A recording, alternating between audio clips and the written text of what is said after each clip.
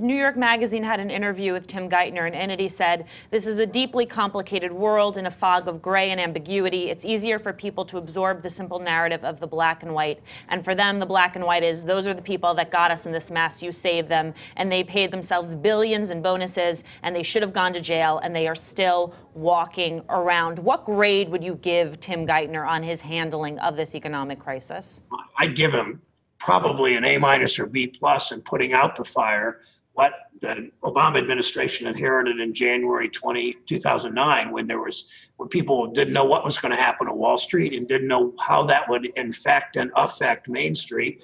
We were losing 800,000 jobs a month that first month President was office. So I think Geithner and part of that team gets a B or an A in putting out the fire. Preventing future fires, he probably gets about a C, because they opposed our breakup of the banks legislation. But it's not personal. It's what they did in a little bit too much Wall Street influence in the administration, and ultimately not using the wheels of justice, not for retribution, but for punishment and for sending a message.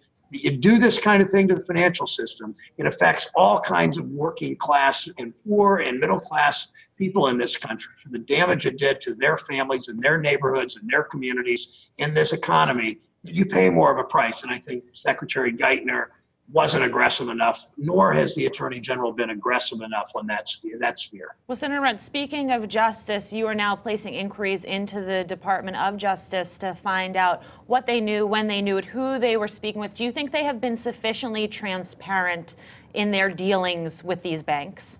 Not so far, Alicia. They have not told us very much yet.